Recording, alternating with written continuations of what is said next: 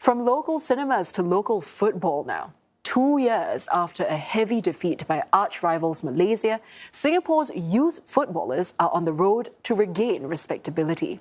The national under-22 squad will head to next month's SEA Games, eager to emulate the senior team's recent improvements and earn back the fan support. Nikhil Khattar reports. A 7-0 drubbing by Causeway rivals Malaysia at the last SEA Games left a bitter taste among Singaporeans, including then goalkeeper Aizil Yazid. Now back in the provisional squad, he says the team are hoping to restore some pride. It's a difficult campaign for Team Singapore, but I think all this experience shape us to be better for the next one. I feel this team is more prepared mentally, physically, and I think most importantly is we are excited to instill some pride back to Singapore football. A key focus has been to tighten the defence, now being led by 20-year-old Raul Suhaimi. Once the second youngest debutant in the Singapore Premier League, he says early exposure has sharpened his composure and he hopes it will rub off on his teammates. It is very important to get a lot of playing time, especially at a young age. I think that's where you grow as a player.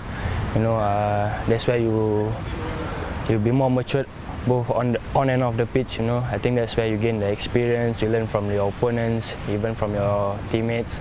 For coach Firdaus Qasim, giving his charges exposure to high intensity and pressure is all part of his plan to build for the future.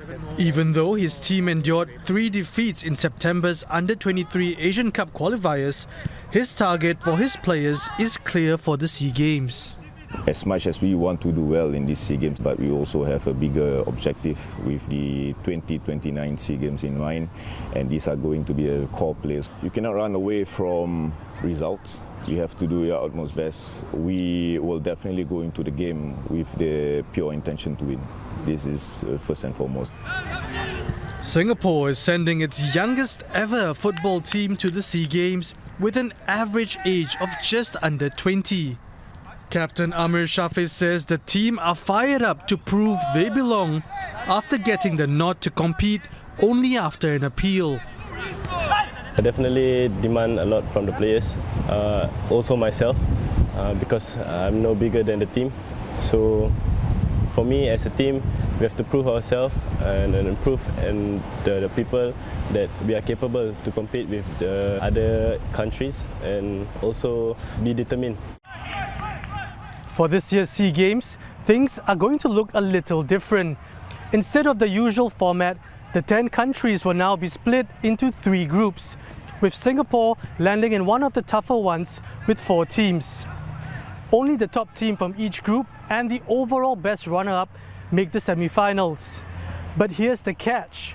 In Singapore's group, results against the bottom team won't count.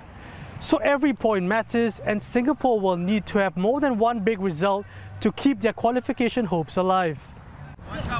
The provisional squad have headed to Dubai for a 9-day training camp. 3 players will be cut before Singapore take on defending champs Indonesia in their opener at the Games.